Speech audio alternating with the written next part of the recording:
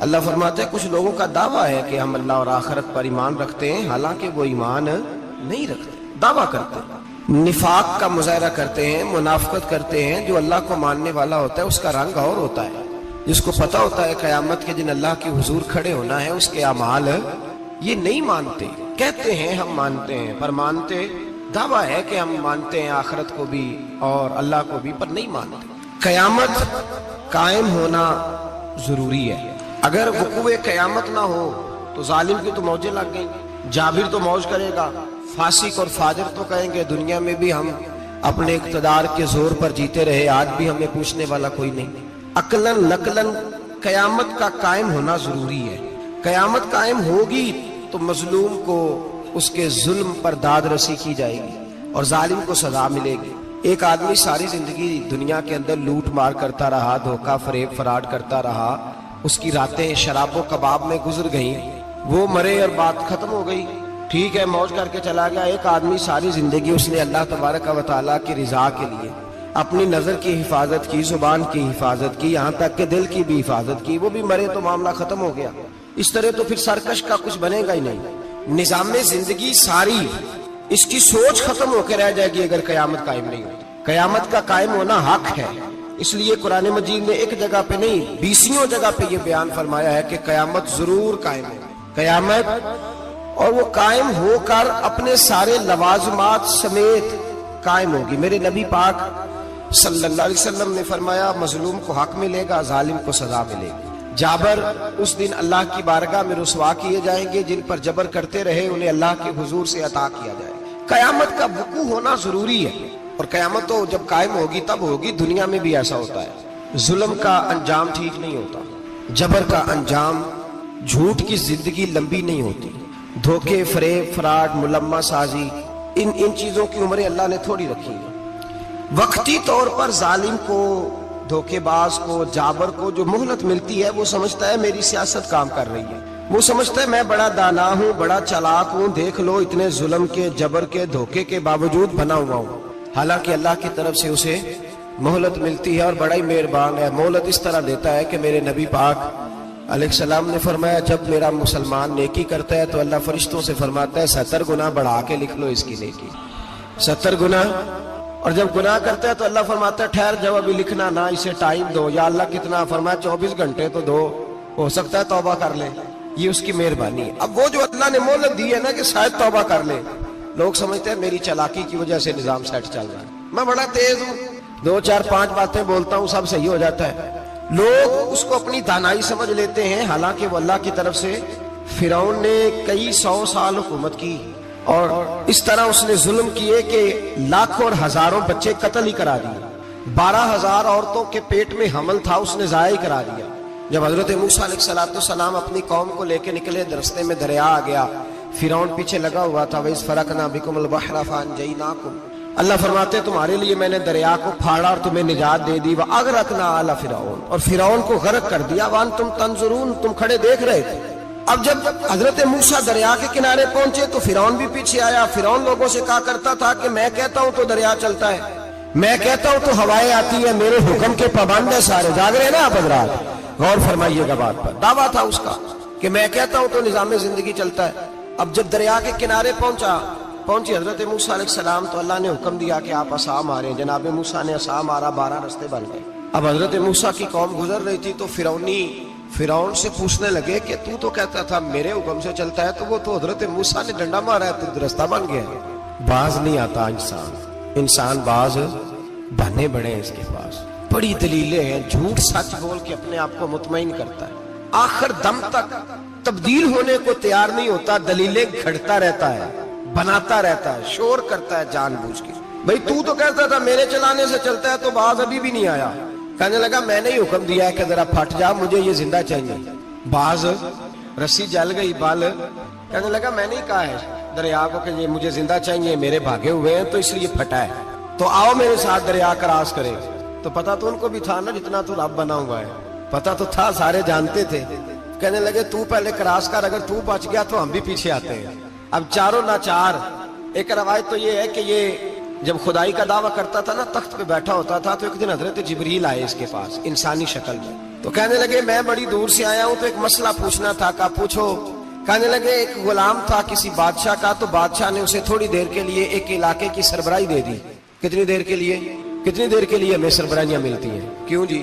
تھوڑی دیر کے لیے ملتی ہے نا، تھوڑی دیر کے لیے سربراہی دے دی ایک غلام کو۔ ذرا بات کو سمجھیے، حضرت جبریل پوچھتے ہیں، کہتے ہیں سربراہی مل گئی، اب وہ مالک ہی بن کے بیٹھ گیا ہے، وہ بات ہی نہیں سنتا، اس کو تھوڑی دیر کے لیے بنایا تھا، وہ تو خدائی کا دعویٰ کرنے لگا ہے، آپ بتائیں اس کا انجام کیا ہونا چاہیے؟ یہ مسئلہ پوچھنے آیا ہوں۔ تو فرعون کہنے لگا اس کا انجام یہ ہے کہ اسے پانی میں گوتے دے دے کے مار دے۔ انجام کیا ہے؟ بولیے بولیے، کیا انجام ہے؟ کیا انجام ہے جی؟ پانی میں، اللہ اکبر، اپنی سزا تجویز کر رہا ہے۔ اس کی سزا کہ اسے پانی میں گوتے دے دے کے مارو ظالم کو، اسے تھوڑی دیر کے لیے بنایا تھا اور وہ چھائی گیا ہے، قبضہ ہی کر گیا ہے۔ حضرت جبریل کہنے لگے جی آپ لکھ کے دے دیں گے؟ کہنے لگا لاؤ لکھ دیتے ہیں۔ لکھوا لیا، جناب جبریل رکا لے کے تشریف لے گئے۔ اب جب فرعون دریا میں آیا نا، تو اللہ نے حکم دیا مل جا۔ جب دریا ملا، چیخنے لگا، تو حضرت جبریل آئے، کہنے لگے تیرا ہی فتویٰ ہے، یہ تیری سزا ہی ہے نا، ہم بھی بڑی سزائیں تجویز کرتے ہیں، یہ جھوٹا ہے جی، اس کا تو فلانا علاج ہونا چاہیے، تو اگر تو جھوٹ بولے تو یہ فلانا بڑا جاور ہے جی، اس کے ساتھ اس طرح ہونا چاہیے، تو اگر تو یہ کام کرے تو جو سزا تو لوگوں کے لیے تجویز کر رہا ہے تو اپنے بارے میں بھی سوچ۔ اب جب گوتے آئے نا، آخری وقت دیکھا وہ فرعون جو کہتا تھا میری مرضی سے دریا چلتا ہے، علامہ ساوی نے تفسیر ساوی میں لکھا ہے تڑپ کے رونے لگا۔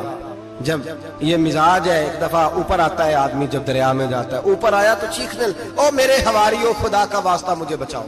کہنے لگے تو کہتا تھا میری مرضی سے چلتا ہے، بے بسی ہے، تڑپتا ہے، روتا ہے، وارث شاہ مان کری نہ وارثہ دا، رب بے وارثہ کر کے مار دائی، تڑپ رہا ہے، چلا رہا ہے، کوئی مدد کو نہیں پہنچتا۔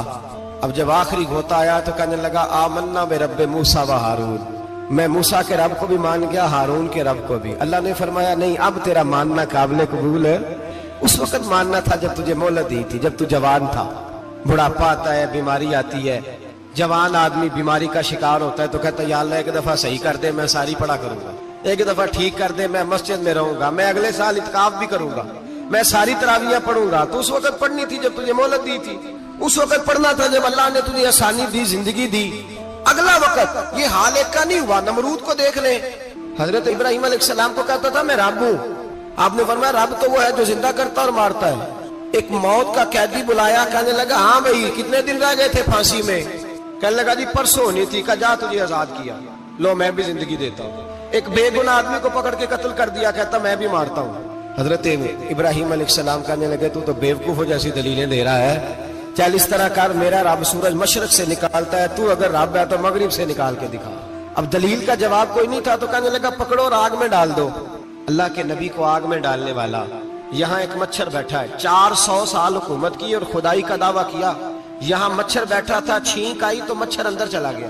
پہلے دربار کا ادب یہ تھا کہ جو آئے سجدہ کرے، اب اس کے سر پہ کوئی چیز مارتا تھا تو اسے سکون ہوتا تھا، مچھر تھوڑی دیر کے لیے اس کا دماغ چھوڑتا تھا۔ او بھائی یہ اس دھرتی پہ اللہ نے لوگوں کو نظارے دکھائے اور ہمیں سمجھانے کے لیے دکھائے، ہمیں تفکر کی، غور کی دعوت دی کہ دیکھ لینا، اپنے عمل کو پرکھنا۔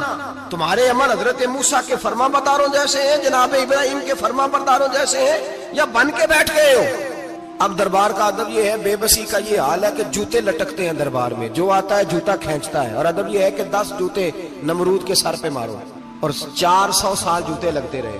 روتا تھا، جو آدمی آتا تھا منتیں کرتا تھا، کہتا تھا کہیں سے کوئی دوائی مل جائے گی۔ پاگلوں جیسی زندگی گزاری، پاگلوں جیسی سخت، وہ تو حساب، وقوع قیامت تو حساب ہوگا ہی۔ یہاں لوگ پاگل ہو کے مرتے ہیں، معاذ اللہ، نفسیاتی مریض ہو کے مرتے ہیں۔ یہاں آخری وقت اتنا سخت آتا ہے کہ دنیا موت کی دعائیں مانگتی ہے۔ میرے بھائی جب انسان ظلم کرتا ہے تو بھول جاتا ہے کہ شاید مجھے پوچھے گا کوئی نہیں، جب وہ زیادتی کرتا ہے تو بھول جاتا ہے، جب وہ کسی کا حق کھاتا ہے تو وہ کہتا ہے شاید اس کا تو وارث ہی کوئی نہیں جس کو میں لوٹ رہا ہوں۔ لیکن جب اللہ کی پکڑ آتی ہے، حجاج بن یوسف ظالم تھا، اس نے اچھے کام بھی کیے تھے، قرآن پاک پر زیر زبر آراب حجاج بن یوسف نے لگوایا۔ محمد بن قاسم کو ہندوستان سندھ کے علاقے فتح کرنے بھی حجاج بن یوسف نے بھیجا تھا۔ ساری خوبیاں اپنی جگہ پر، ظالم بہت بڑا تھا. کسی آدمی نے اس کے سامنے کونے کی طرف منہ کر کے ساتھ والے سے بات کر لی تو کہنے لگا میرے خلاف کیا، اس کو لے جاؤ 2 ٹکڑے کر کے واپس لے آؤ. توتی بولتا ہے نا اقتدار، جب کسی کے ہاتھ اقتدار ہوتا ہے نا، وہ چاہے ایک گھر کا ہی کیوں نہ ہو، وہ 10 بندے فیکٹری میں کام کرتے اور جو ان کا مالک ہوتا ہے وہ کہتا میں مالک ہوں، مجھے مانو. جب تو صاحب اقتدار ہوتا ہے نا، جب تو سسر بن کے بیٹھتا ہے اور کسی غریب گھر کی بہو آتی ہے 2-4 تو کہتا میرا اقتدار ہونا چاہیے. جب میں کھانسنے لگوں تو ہر آدمی کے ہاتھ میں ٹشو پیپر ہونا چاہیے.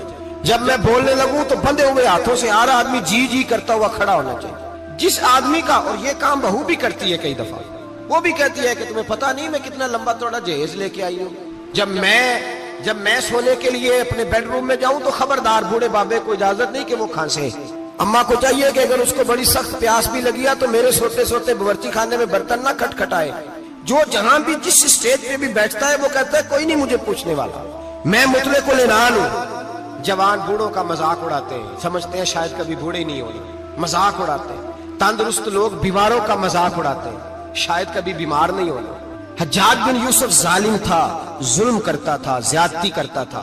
حضرت سعید بن جبیر ایک تابعی بزرگ تھے، اتنے بڑے بزرگ تھے کہ ساری رات نماز پڑھتے تھے، سارا سال روزہ رکھتے تھے.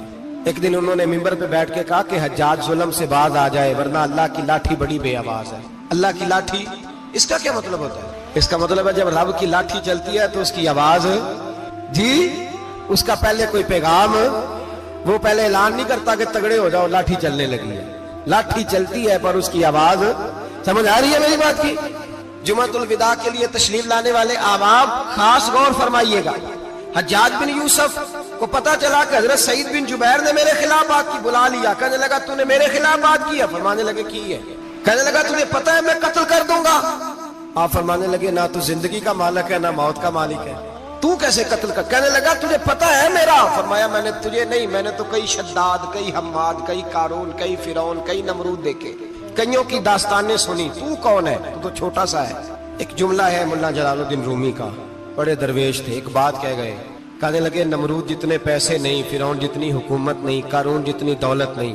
ورنہ فرمانے لگے میرے زمانے میں بھی کئی لوگوں کا خدا بننے کو دل کرتا ہے، کئی لوگوں کا دل کرتا ہے، لیکن نمرود جتنے پیسے، فرعون جتنی طاقت اور قارون جتنی دولت نہیں. ورنہ ہو سکتا ہے لوگ دعویٰ کر جائیں معاذ اللہ ثم معاذ اللہ. یہ آج سے کئی 100 سال پہلے وہ کہہ رہے ہیں، آج تو حالات بڑے ابتر ہیں، اس کی نسبت خطرناک. فرمانے لگے حضرت سعید بن جبیر تو زندگی موت کا مالک نہیں. کہنے لگا پکڑو، قتل کرو اسے، لے جاؤ. جب پکڑ کر کھینچ کر لے جا رہے تھے نا تو حضرت سعید بن جبیر مسکرانے لگے. اب ظالم کے سامنے مسکرائے تو اس کو بڑا غصہ آیا، یہ میرا مذاق اڑاتا ہے. بلا لیا، ادھر آؤ، کیوں مسکرا رہے ہو، کیا ہوا؟ تو حضرت سعید بن جبیر کہنے لگے میں مسکرا رہا ہوں تیری بیوقوفی پر اور اپنے اللہ کی دی ہوئی ڈھیل پر. میں مسکرا رہا ہوں کہ یا اللہ کیا بات ہے، کیا تیرا شان ہے، کیسے لوگوں کو ڈھیل دی ہوئی ہے. میں مسکرا رہا ہوں تیری بیوقوفی پر کہ تو سمجھتا ہے شاید مجھے پوچھنے والا کوئی نہیں. کہنے لگا اس کو باہر نہ لے جاؤ، میرے سامنے قتل کرو. ٹھیک ہے جی. قتل کرنے لگے تو حضرت سعید بن جبیر نے منہ کعبے کی جانب کر لیا. انی وجہت وجہی للذی فطر السماوات والارض حنیفا وما انا من المشرکین. جب آپ نے یہ آیتیں پڑھی نا کہ میں نے منہ کر لیا ہے اپنے رب کی جانب، کرو مجھے قتل. کہنے لگا نہیں نہیں، اس کا منہ پھیرو، کعبے کی طرف ہو کے قتل نہ ہو. ہے ظالم پر پاگل ہو گیا ہے. حضرت سعید بن جبیر کے حوصلے نے شکست دے دی، ناکام ہو گیا، مخبوط الحواس ہو. کہنے لگا اس کا منہ پھیر دو. جب کعبے سے پھیرا تو آپ فرمانے لگے للہ المشرق والمغرب فانما تولى فثم وجه اللہ. اللہ فرماتا ہے تو مشرق اور مغرب سارا ہی اللہ کا ہے، جدھر بھی منہ کرو گے ادھر اللہ ہی اللہ ہے، جدھر بھی منہ کرو گے ادھر اللہ ہی اللہ ہے. چاروں جانا پھیر دے، جدھر منہ پھیرنا ہے تو نے پھیر دیا منہ. حضرت سعید بن جبیر کے گلے پہ خنجر رکھا تو آپ نے ہاتھ اٹھائے، کہنے لگے اے اللہ میرے بعد اسے کسی اور پر مسلط نہ کرنا، میرے بعد کسی اور پر مسلط نہ، بس میں آخری ہوں. جب آپ ذبح ہوئے تو اتنا خون نکلا کہ لوگ کہتے ہیں جتنا اونٹ کے وجود سے نکلتا. تر ہو گیا سارا اس کا دربار. ایک سمجھدار آدمی کو بلا کے کہنے لگا اتنا خون میں نے بڑے بندے قتل کرائے ہیں پر اتنا خون نہیں نکلا. تو وہ کہنے لگے لوگ مر جاتے، مرتے وقت ڈر جاتے ہیں، سہم جاتے ہیں، خون سکڑ جاتا ہے. لگتا ہے یہ شخص جب دنیا سے گیا ہے تو ڈٹ کے گیا ہے، یہ ڈٹ کے گیا ہے دنیا سے. حجاج بن یوسف رات کو سویا تو تڑپ کے اٹھا. کیا ہوا؟ گھر والے کہنے لگے کیا ہوا؟ کہنے لگے سعید بن جبیر خواب میں آئے اور کہتے ہیں اٹھ مجھے بتا تو نے مجھے کیوں قتل کیا، بتا کیوں مارا. اگلی رات پھر سویا تو وہی خواب، پھر سویا تو وہی. گناہ نفسیاتی مریض بنا دیتا ہے. ظلم تجھے مخبوط الحواس کر دیتا ہے. جب تو زیادتی کرتا ہے تو اللہ فرماتے ہیں کہ تو اللہ کو بھولتا ہے، اللہ تجھے اپنا آپ بھلا دیتا ہے. پھر تو بھول جاتا ہے، پھر تو سیدھے رستے پہ چلتا ہے پر بھٹک جاتا ہے. پھر تو صحیح رستوں کا تعین کر کے بھی گمراہ ہوتا ہے. پھر تو روز وہی گاڑی چلاتا ہے پر اب جب تو بریک لگاتا ہے تو نہیں لگتی. جب گناہوں کے ساتھ تو مخبوط الحواس ہوتا ہے تو روز وہ کاروبار کرتا ہے، لیکن جب تیرے گناہ تجھے گھیر لیتے ہیں پھر اسی کاروبار میں تو نقصان اٹھاتا ہے. حجاج بن یوسف تڑپتا ہے، روتا ہے، یہاں تک کہ بیمار ہو گیا. پیٹ میں درد ہوتی ہے، پتہ نہیں کیا ہوا، تکلیف ہوتی ہے، پتہ نہیں. سارے حکیم، طبیب، ڈاکٹر کوئی نہ سمجھ سکا کہ بیماری کیا ہے. جو بیماریاں خدائی ہوتی ہیں ان کا لوگوں کو پتا، جو آزمائشیں رب کی جانب سے ہوتی ہیں وہ ڈاکٹروں کے ہتھے نہیں چڑھتی. جو تکلیفیں اللہ دیتا ہے ان کا حکیم طبیب علاج نہیں کر پاتے. مشکل اور شفا اسی وقت ہوتی ہے جب اللہ دینا چاہے، اور جب رب ہی دینا نہ چاہے تو بڑے بڑے ڈاکٹر کہتے ہیں کہ ہمارے بس کی بات نہیں رہی. بغداد سے حکیم آئے، پیٹ دیکھا، کہنے لگے نہ تیرے معدے میں کوئی دقت ہے، نہ تیرے جگر میں، نہ کسی اور جگہ. ماجرا کیا ہے؟ ایک آخری علاج ہے، آخری. وہ کیا؟ گوشت کا چھوٹا سا ٹکڑا دھاگے کے ساتھ باندھ کے منہ میں ڈالا اور پھر ایک باریک سا تنکا لے کے اس کو اندر ڈالنے لگے گلے میں. وہ گوشت کا ٹکڑا جب حلق کے اندر اتر گیا اس حکیم نے واپس کھینچا تو کیسے ایسی بدبو آئی جیسی کبھی سونگی نہ تھی. جانور کیڑے مکوڑے لگے ہوئے باہر نکلے اور جب دیکھا تو جتنے محل میں لوگ بیٹھے تھے چلاتے ہوئے نکل گئے کہ یہ کیا مصیبتیں ہیں. حکیم بھی اٹھ کے دوڑنے لگا. کہا تجھے کیا ہوا؟ کہنے لگے حجاج تیری بیماری زمینی نہیں، تیری مصیبت زمینی نہیں. کہا میری مرض تک تم کیوں نہیں پہنچ پا رہے؟ تو کہنے لگے لگتا ہے تو بد دعا کا مریض ہے، لگتا ہے تو ظلم کا مریض ہے، تو جبر کا مریض ہے. تڑپتا رہا، سسکتا رہا. ایک وقت وہ بھی آیا کہ گھر والوں نے کمرے میں بند کر کے تالا لگا دیا، دیوار سے ٹکرے مارتا. او بھائی، جو گناہوں کے بیمار ہوتے ہیں انہیں شفا نہیں ہوتی. جو ظلم، جبر، بربریت کے بیمار ہوتے ہیں انہیں سکون قلبی میسر نہیں آتا. دوائیاں ان بیماریوں کی بنی ہوئی ہیں جو بیماریاں زمینی ہیں، جو بیماریاں خوراک کی بد پرہیزی سے ہوتی ہیں، جو گناہوں کی بد پرہیزی سے ہوتی ہیں. ان کی بیماریاں، ان کی شفا توبہ ہے، ان کی شفا رجوع اللہ ہے. ان کی توبہ، اللہ سے معافی مانگنے سے شفا ہوتی ہے. حجاج جب مرنے لگا تو بلایا. یہ رنگ بھی ذرا ملاحظہ کیجیے گا. 2-4 قریبیوں کو بلایا. پتا ہوتا ہے نا اپنے کرتوتوں کا آدمی کو، پتا سارا ہے سردار مکیتیاں، جب پتا ہوتا ہے سارا. بلا کے کہنے لگا جب میں مر جاؤں تو مجھے رات کو دفن کرنا. کیوں بھائی عورت ہے؟ کہنے لگا نہیں رات کو دفنانا. ٹھیک ہے رات کو دفنا دیں گے. پھر کہنے لگا جب صبح ہو جائے تو صبح ہونے سے پہلے میری قبر زمین کے برابر کر دینا، نشان مٹا دینا.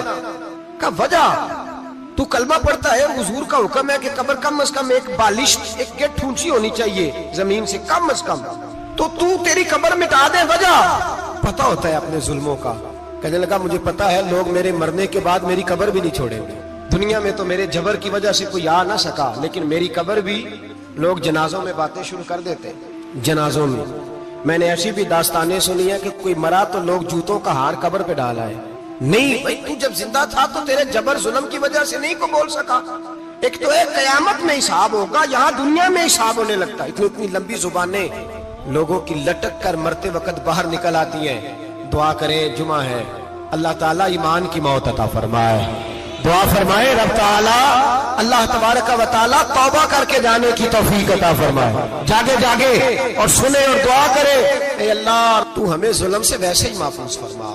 اگر ہم زیادتی کرنے لگے تو اے اللہ ہمیں اس سے منع فرما، ہمیں اس سے تو یہ توفیق دے کہ ہم بھاگ آ جائیں اس گناہ سے. میرے بھائی، ایک تو دنیا میں سزا ہے، پھر قیامت کی سزا ہے، اور وہ زیادہ سخت ہے، وہ زیادہ سخت ہے. ہم لوگوں نے نا ہیلے بہانے بڑے بنائے ہوئے ہیں. بینک کے ساتھ کاروبار کرنے والا کہتا ہے نہیں مجبوراً لیا ہے، مجبوراً. مر رہا تھا تو آخری لبوں پہ تھا تو جائز ہے، جائز ہے. اس وقت جب تجھے کھانے کو لقمہ نہ لگے تو حرام کھانا بھی جائز ہے. کیا دقت تھی؟ کیوں اللہ رسول کے مقابلے میں کھڑا ہوا تو؟ کیوں سود کا دھندا کیا؟ کیا تکلیف تھی؟ کیا کہاں تو الجھ گیا تھا؟ ہم جان بوجھ کے اپنے لیے جہنم کٹھی کرتے ہیں، پھر کہتے ہیں سکون نہیں زندگی میں. کہاں سکون آئے گا؟ کیسے آئے گا؟ ہم نے خود آگ لگائی ہے چمن میں اپنے. جو قیامت کی سزا ہے، میرے نبی پاک علیہ السلام نے فرمایا رب تمہیں سامنے کھڑا کرے گا. اور کس طرح کھڑا کرے گا؟ فرمایا لوگوں کے وجود سے کپڑے اتر جائیں گے، زمین اس طرح دہکے گی جس طرح تانبا زمین پہ رکھا جائے اور آگ جلائی جائے. تانبا دیکھا آپ لوگوں نے؟ یہ بھی گرمی گزری ہے نا، تو فرش پر جب سورج پڑتا تھا تو ننگے پاؤں چلا نہیں جاتا تھا. صحیح کہہ رہا ہوں؟ ننگے پاؤں، بچے کا پیر زمین پہ لگتا تو چیخ اٹھتے ہیں، کہتے ہیں اوہ جل گیا پیر. حالانکہ یہ فرش دنیا کے ہیں. اور اگر تانبے کے اندر خاصیت ہے کہ اگر کوئی دھات جلدی اور زیادہ گرم ہوتی ہے تو وہ تانبا ہے.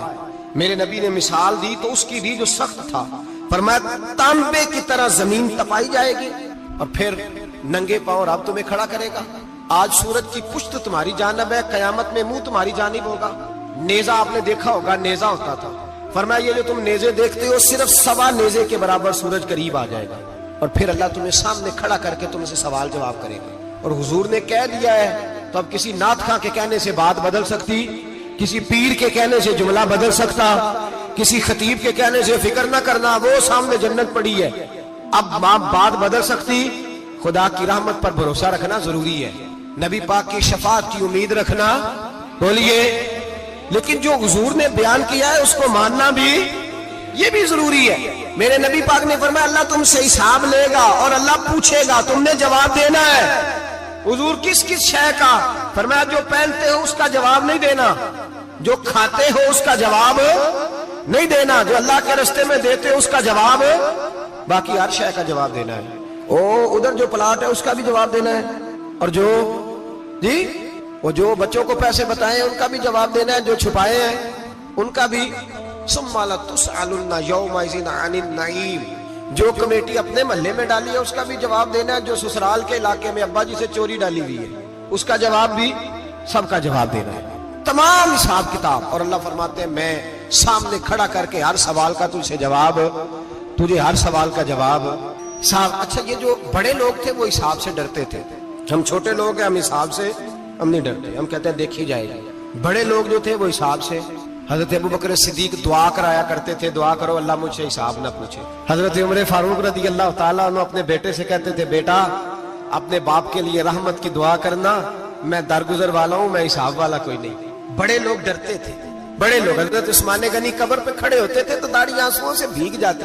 غلام کہتے ہیں حضور 3 دفعہ نبی پاک نے آپ کو جنت کی بشارت دی، 3 دفعہ بشارت دی ہے تو آپ کیوں اتنا روتے ہیں؟ عثمان غنی فرماتے جس رسول نے مجھے جنتی کہا ہے اسی محبوب نے مجھے فرمایا تھا عثمان قبر آخرت کی منزلوں میں سے پہلی منزل ہے. اور آپ فرماتے میرے تو کمرے میں دیا گل ہو جائے تو مجھے ڈر لگتا ہے، اس میں تو مکمل اندھیرا ہے.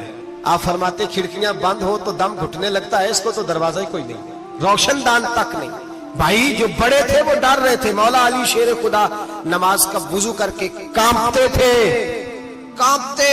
علی آپ مرحب کے سامنے نہیں کانپے، خیبر کا دروازہ اکھاڑتے نہیں کانپے، بدر احد خندق حنین اور خیبر میں نہیں کانپے، تو یہاں آپ فرمانے لگے مالک کے سامنے جاتے ہوئے ڈر آتا ہے. بڑے لوگ کانپتے تھے، بڑے لوگ. آج کون سا جمعہ ہے؟ سارے بولیے. حالانکہ یہ اگلے سال دوبارہ آئے گا، ہمارا نہیں پتا کہ ہم ودا ہو جائیں کہ کیا بنے. یہ کون سا جمعہ ہے؟ آیا جمعہ الوداع. آئے ہم آج ایک فکر لے کر کے جانا، ایک سوچ. جہاں روز رات کو بیٹے کی ٹینشن، بیٹی کی ٹینشن، بھائی کی ٹینشن، پوتے کی ٹینشن ہوتی ہے نا، ایک ٹینشن اور اپنے آج ایک ٹینشن بڑھا لو، قبر کی ٹینشن پیدا کر لو، قیامت کی تھوڑی سی فکر کر لو، تھوڑی سی ایک لمحے کے لیے صحیح تھوڑا خیال پیدا کرے. حضرت حسن بصری نام سنا ہوا ہے نا، یہ حضرت علی کے شاگرد ہیں، نبی پاک کے گھر میں آ جاتے تھے کئی دفعہ، بچے تھے جب. حضرت حسن بصری تابعی ہیں. فرماتے خانہ کعبہ میں عمرہ کرنے گیا، طواف کعبہ کر رہا تھا تو بڑا عجیب منظر ہوا، رات کی تنہائی ہوئی. اس وقت کئی دفعہ طواف بند بھی ہوتا تھا، اس لیے کہ رش کم ہوتا تھا تو رات کو سب سو جاتا تھا. کہتے رات ذرا گہری ہوئی تو لوگ اپنا اپنا خیمہ لے کے جاتے تھے. اب تو ہوٹل ہے نا تو خیمے لگتے تھے، لوگ خیمہ لے کے جاتے تھے، جہاں جگہ ملتی تھی خیمہ لگا کے رہتے تھے. فرماتے میں رات کو سویا خیمے میں، ایک دردناک آواز آئی، میٹھی ہے دھیمی ہے پر درد بڑا ہے. کوئی رونے والا رو کے کہتا ہے اللہ حساب قیامت میں مجھ سے نہ لینا، اے اللہ تنہائی میں جتنا مرضی حساب لینا پر لوگوں کے سامنے نہ لینا.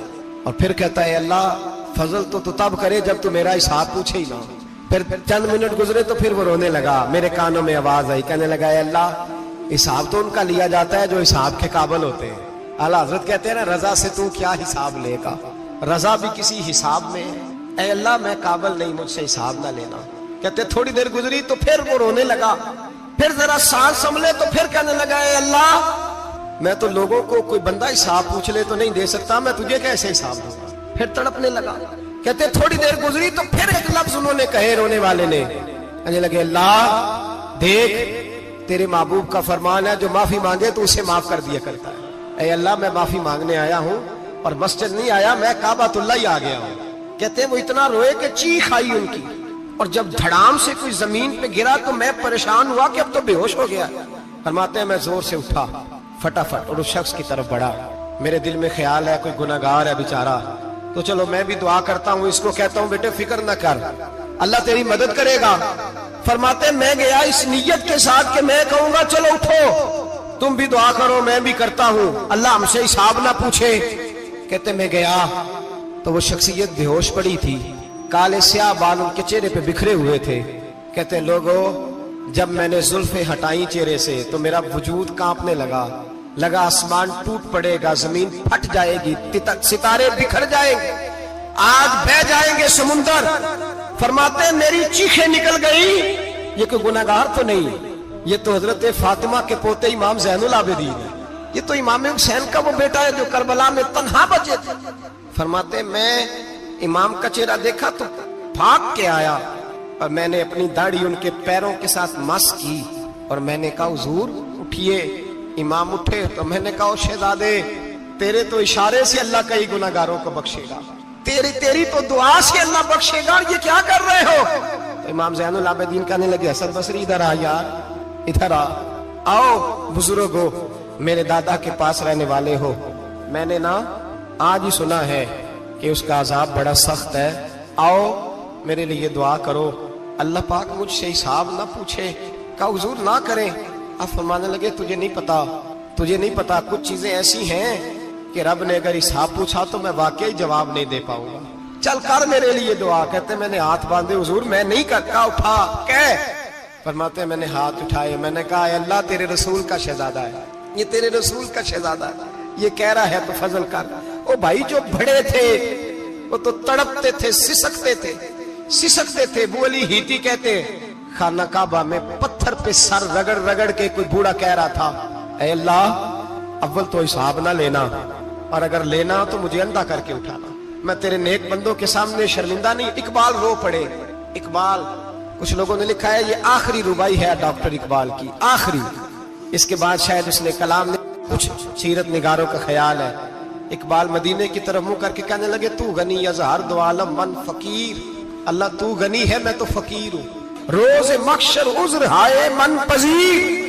ऐ अल्लाह अव्वल तो मेरा कोई उज्र कबूल कर लेना मक्शर के दिन, और अगर ना करना हुआ अगर तुम्ही बीनम हिसाबम ना गुजीर, अगर जरूर ही मेरा हिसाब लेना है, ऐ अल्लाह अगर तूने जरूर लेना है, ऐ अल्लाह अगर जरूर ही लेना हिसाब, अव्वल तो मेरा उज्र मान लेना, मेरी कमजोरी पे रहम करना, ऐ अल्लाह मेरे बुढ़ापे पर मेरी कमजोरी पर रहम करना, अगर जरूर हिसाब लेना है अज निगाहे मुस्तफा पिन्हा बगीर, तो ऐ अल्लाह जरा हुजूर की निगाहों से ओझल करके लेना।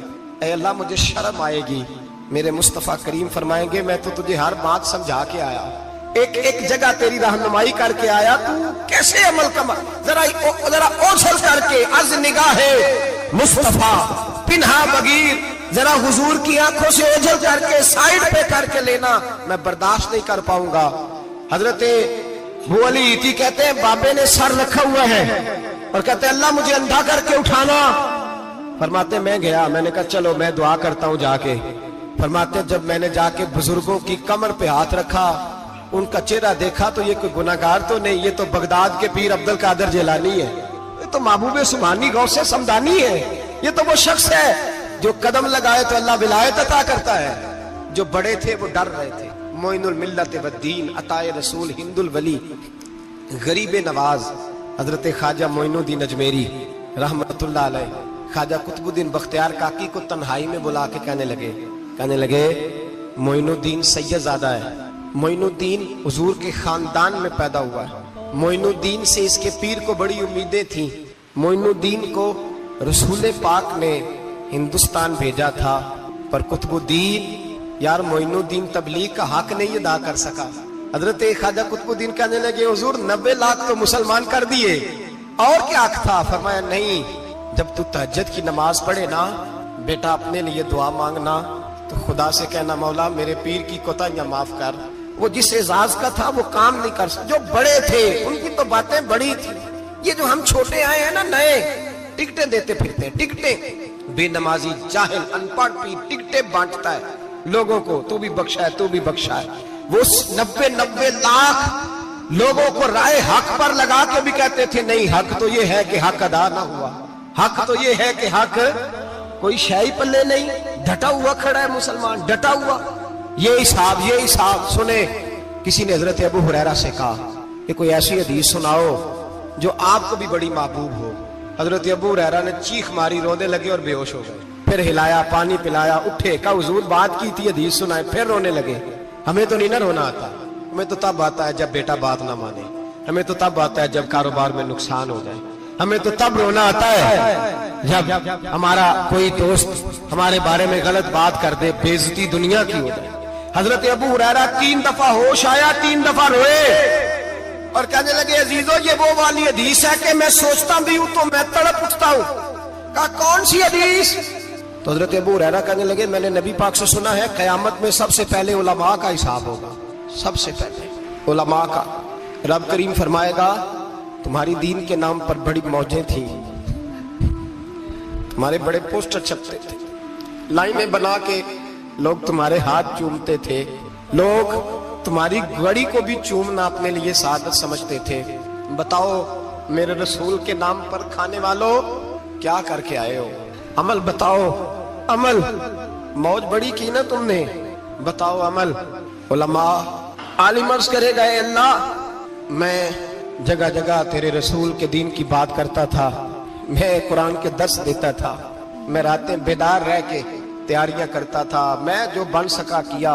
रब फरमाएगा नहीं, तूने तो इसलिए किया था कि लोग तुझे पीर साहब कहें, मौलाना साहब कहें, तेरे नारे लगाए तो लगे नहीं फिर तेरे नारे, फिर लोगों ने लंबे लंबे अलकाबात पुकारे नहीं तेरे। हुजूर सैयद आलम अलैहिस्सलाम फरमाते हैं पहला हिसाब उसका लेगा जो आलिम कहलाता था। रब पूछेगा तुझे ताकत दी, हिम्मत दी, बोलने की सलाहियत दी, अपने फजल से दी, बता क्या कमा के आया है। हजरत अबू हुरैरा रोते हैं, कहते हैं मैं भी तो हदीसें सुनाता हूँ, मैं भी तो आलिम हूँ, मेरे पीछे भी तो लोग भागते हैं। लोगों बताओ अगर अल्लाह ने अबू हुरैरा से पूछा तो क्या जवाब देगा? अल्लाह फरमाएगा उलमा के लिए बुखारी मुस्लिम है, इन्हें उठाओ और जहन्नम में डाल दो। इमाम गजाली फरमाते हैं अगर किसी आलिम को सजा मिली तो सबसे सख्त आलिम को मिलेगी। दुआ फरमाए अल्लाह मेरे जैसे लोगों को हिदायत का रास्ता अता फरमाए, और जो कहते हैं समझते हैं अल्लाह उस पर अमल की तौफीक अता फरमाए। फरमाया हजरत अबू हुरैरा ने दूसरे नंबर पर सखी अल्लाह की बारगाह में खड़ा किया जाए, मालदार। रब फरमाएगा बोल कुछ ऐसे भी थे जिनके पास शाम की रोटी नहीं थी, तुझे मैंने तेरी तिजोरी भर के तुझे दौलत अता की, तुझे विरासत में मैंने मुरब्बे दिए, जायदादें दी। बता वो कुछ वो थे सवेरे मजदूरी करने जाते थे, कमा के लाते थे, हजारों रुपया तेरी बैंक में पड़ा था, बता क्या किया तूने? ऐ अल्लाह मैंने मस्जिद में दिए, मदरसे में दिए, 30 दिन अफ्तारियां पकाता रहा। अल्लाह फरमाएगा तू झूठ बोलता है, तू सारा कुछ इसलिए करता था कि लोग तुझे सखी कहे। हाँ हाँ तेरा ऐलान हुआ मस्जिद में, लोगों ने कहा वो देखो कितने पैसे दे रहा है, इसका वो देखो नाम लिखा हुआ है अस्पताल के एक कोने में कि ये वाला ब्लॉक फलां सेठ साहब ने बनाया, ये देखो लिखा हुआ है कि ये कमरा मदरसे का इसने बनाया, तो लिख दिया गया, नारे लग गए, अब जा दौड़ जा। अल्लाह जहन्नम में फेंक देगा। फरमाया फिर शहीद खड़ा किया जाएगा। हाँ भाई तुझे ताकत दी, हिम्मत दी, बता कहां खर्च की, कहां?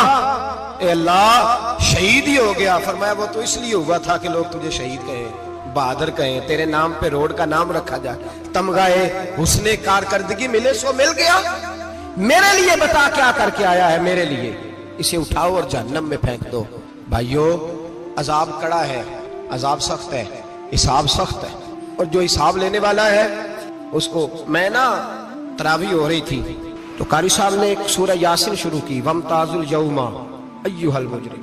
अल्लाह फरमाता है क़यामत में मैं कहूंगा मुजरिम जो है ना वो सफों से बाहर आ जाए, सफों से बाहर आ जाए। एक हमारे फिजिक्स के टीचर होते थे तो बड़ी सख्त छड़ी मारते थे, तो जब वो कद भी बड़ा था, जलाल भी बड़ा था और उसूल बड़े अच्छे इंसान थे लेकिन सख्त, तो मुझे याद आता था कि जब वो सवेरे आके कहते जिसने काम नहीं लिखा वो बाहर निकल आए। दो किस्म की चोट लगती थी।